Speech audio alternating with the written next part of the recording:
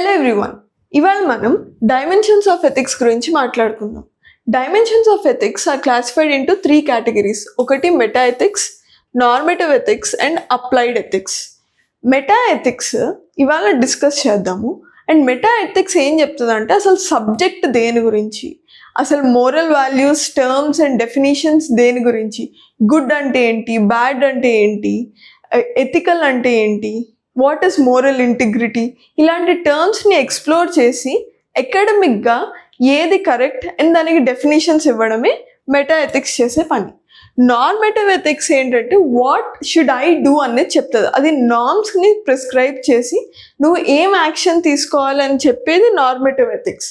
వెరాస్ applied ethics ఏంటంటే ethical dilemmas వచ్చినప్పుడు best decision తీసుకోవడానికి అప్లైడ్ ఎథిక్స్ హెల్ప్ చేస్తాయి. Today will concentrate on meta ethics. So meta ethics are divided into 2 parts, cognitivism and non cognitivism. So ఇందాక మనం మాట్లాడుకున్నట్టు meta ethics nature, foundation and meaning of the moral values. అంటే దాని definition, దాన్ని define చేయడానికి కొంత research చేయాలి. ఆ రీసెర్చ్ అంతా చేసేది మెటా ఎథిక్స్ అనే బ్రాంచ్ ఆఫ్ ఎథిక్స్. ఇది ఈ 3 categories తీసుకుని మోరల్ వాల్యూస్కి ఒక వెయిటేజ్ ఇచ్చి మోరల్ వాల్యూస్ని ప్రయారిటైజ్ కూడా చేయడానికి హెల్ప్ చేస్తుంది. నౌ ఇందాక మనం అనుకున్నట్టు నార్మేటివ్ ఎథిక్స్ ఏం చెప్తుంది, నేనేం చేయాలి. కానీ మెటా ఎథిక్స్ ఏం చెప్తుంది అంటే అసలు గుడ్ అంటే ఏంటి, ఆ సిచ్యువేషన్లో కరెక్ట్ అంటే ఏంటి. నెక్స్ట్ అది అడుగుతుంది మోరల్ వాల్యూస్ యూనివర్సల్లా, అంటే ప్రతి చోట వాల్యూకి ఉండే ప్రయారిటీ అదేనా, అండ్ ఆర్ అది సబ్జెక్టివా, అంటే నీకు వాల్యూ అయినది నీకు ఇంపార్టెంట్ అనిపించింది పక్కనోడికి కూడా ఇంపార్టెంటేనా, ఒకవేళ ఎస్ అయితే ఎందుకు, నో అయితే ఎందుకు, ఈ రీసెర్చ్ చేసేది meta ethics. For example, donating to charity is a good action. This is a normal principle, అందరూ చెప్తూ ఉంటారు. అయితే మెటా ఎథిక్స్ ఏం చేస్తుందంటే ఇట్ విల్ అనలైజ్ అసలు ఇక్కడ గుడ్ యాక్షన్ అంటే ఏంటి అన్న క్వశ్చన్ని అడ్రస్ చేస్తుంది మెటా ఎథిక్స్. దాంతోపాటు చెప్తుంది ఈ లైన్ ఫ్యాక్టా, అంటే అందరికీ సేమేనా. యూజువల్ మన కామన్ లాంగ్వేజ్లో ఏంటి, డొనేటింగ్ ఇస్ గుడ్. కానీ for suppose if donation is done to some organization ఏదైతే టెర్రరిస్ట్ని ఆర్ టెర్రరిజంని ఫండ్ చేస్తుంది, అప్పుడు అది కరెక్ట్ కాదు కదా. So that means that is it a fact, universal fact కాకపోవచ్చు, అప్పుడు అది సబ్జెక్టివ్ అయిపోయే ఛాన్సెస్ ఉన్నాయి. సో ఇలాంటి ఉండే వాల్యూస్ ఏంటి కూడా మెటా ఎథిక్స్ చదువుతుంది. నెక్స్ట్, ఈ donating to charities a good action అనేది మన లోపల నుంచి వచ్చిందా. ఇట్స్ లైక్ ఎవరైనా బెగ్ చేస్తున్నారు అనుకో, for suppose they are old people or very young kids, మనకు ఒక జాలి వస్తుంది అనమాట, అది ఎమోషన్ వల్ల వచ్చింది. సో నువ్వు ఎమోషనల్ అయ్యావు కాబట్టి నువ్వు తనకి డొనేట్ చేస్తే యూఆర్ ఫీలింగ్ హ్యాపీ, పాజిటివ్గా అనిపిస్తుంది కాబట్టి అది నీకు ఎథిక్స్ ఆర్ మోరల్స్ అయ్యాయా, లేకపోతే యూనివర్సల్గానే కరెక్టా. సో ఇలాంటివి చదివేది మెటా ఎథిక్స్. సో ఒక ఎగ్జాంపుల్ తీసుకుందాం. బేసిక్గా ఒక రీసెర్చర్ ఉంటారు, ఆయన ఒక ట్రైబల్ కమ్యూనిటీకి వెళ్తారు, అక్కడే ఉండి ఒక 30 days రీసెర్చ్ చేస్తూ ఉంటారు. దాంట్లో ఏంటంటే వాళ్ళ రిచువల్, ఆ ట్రైబ్ కమ్యూనిటీలో ఉన్న రిచువల్ ఏంటంటే ఫస్ట్, అంటే ఎప్పుడైతే హంటింగ్ సీజన్ స్టార్ట్ అవుద్దో ఫస్ట్ హంట్ చేసిన యానిమల్ని సాక్రిఫైస్ చేయాలి హోలీ స్పిరిట్స్కి. సో పూజ టైప్ చేస్తారనమాట. అయితే ఈ రీసెర్చర్ అడుగుతారు, ఆల్రెడీ మీరు 1 month నుంచి ఏం తినలేదు, చాలా స్కార్స్ ఫుడ్ ఉంది మీ దగ్గర, అండ్ పిల్లలందరూ స్టార్వ్ చేస్తున్నారు, అలాంటిది వీళ్ళు స్టార్వ్ చేస్తున్నప్పుడు దొరికినప్పుడు వాళ్ళకి పెట్టకుండా ఎందుకు దాన్ని సాక్రిఫైస్ ఏంటంటే ఫుల్ బర్న్ చేసేస్తారనమాట. So they won't get anything to eat.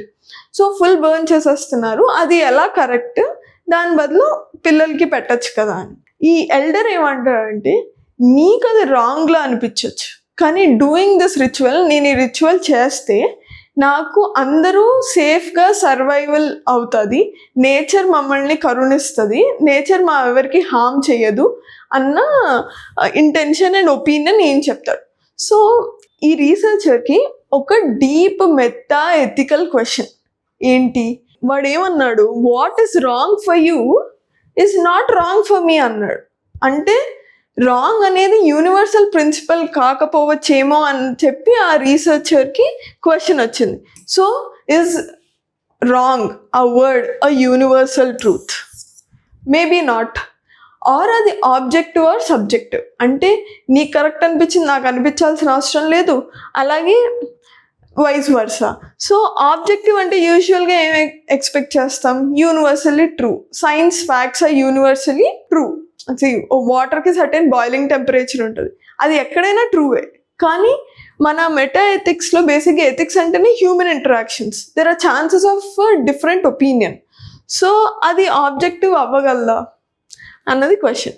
Next తిని అడుగుతాడు, మోరల్ జడ్జ్మెంట్ ఏదైతే చేస్తామో సిచ్యువేషన్కి అది డిస్కవరబుల్లా ఆర్ కన్స్ట్రక్టెడా అని. డిస్కవరబుల్ అంటే ఏంటి, ఆల్రెడీ ఉన్నదాన్ని మనం నేర్చుకుంటామో చూస్తామో అబ్జర్వ్ చేస్తాం. సో ఇప్పుడు బేసిక్గా మనకి ఏమనిపిస్తుంది, ఎథిక్స్ అంటే నార్మల్గా ఉన్నాయి మనం నేర్చేసుకుంటున్నామని. ఇలా కూడా అయ్యి ఉండొచ్చు కదా, ఎవరైనా వాళ్ళకి అనుకూలంగా వాటిని సృష్టించి ఉండొచ్చు కదా.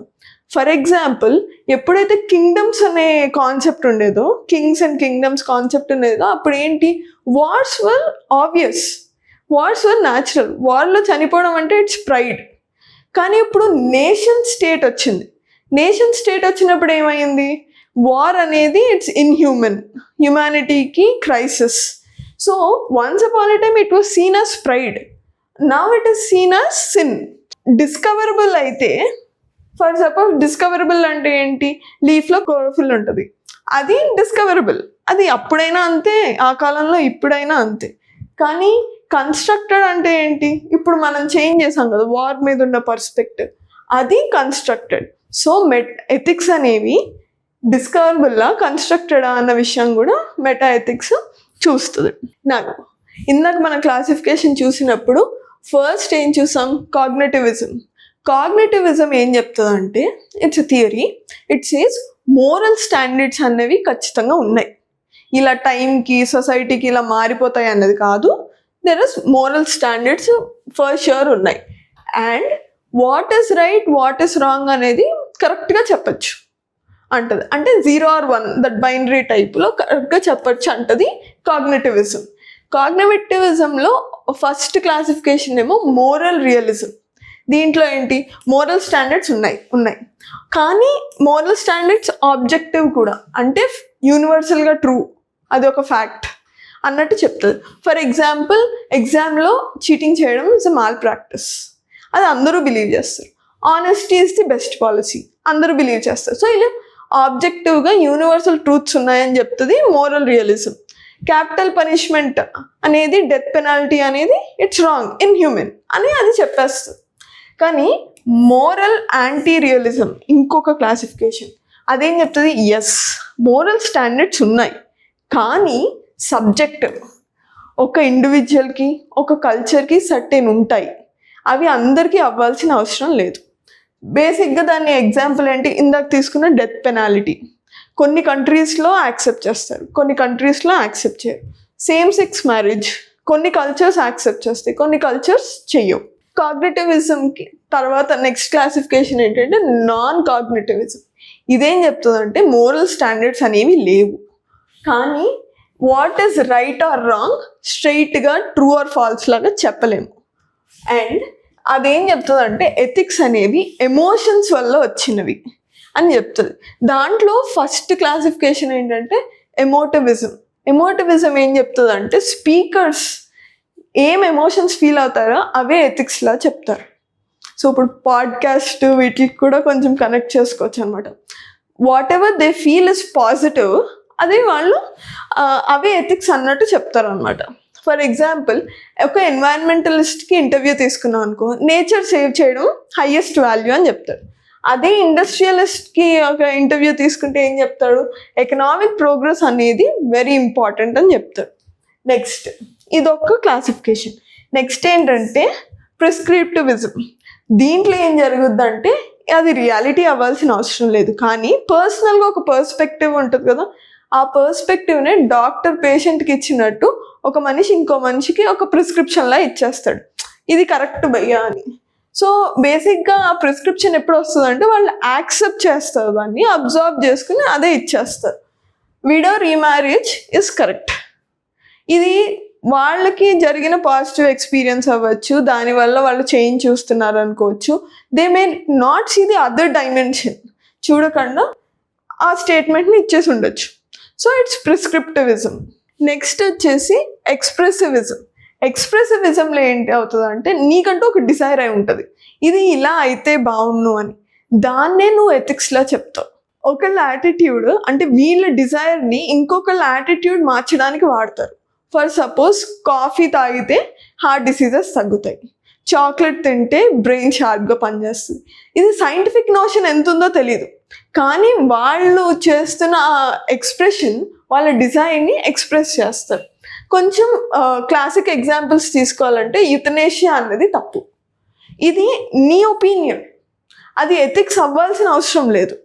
Second, misguiding and manipulating is wrong అంటారు, అది కొంతవరకు కరెక్ట్ అనిపిస్తుంది. ఇంకో సైడ్లో చూస్తే మనము న్యూక్లియర్ పోక్రాన్ 2 టెస్ట్ చేసేటప్పుడు మనం ఆ శాటిలైట్స్కి దొరకకుండా చేసాం. So we were trying to misguide or manipulate. So అదొకటి. Next, clinical trials are wrong.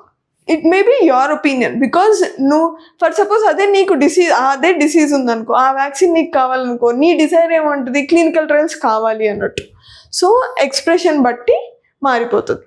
So cognitivism, non కాగ్నిటివిజంతో పాటు ఇంకొకటి ఉంది, that is quasi realism. Quasi realism is mixture of both cognitivism and non cognitivism. Emotion ఉంటుంది plus ఒక moral standard ఉంటుంది.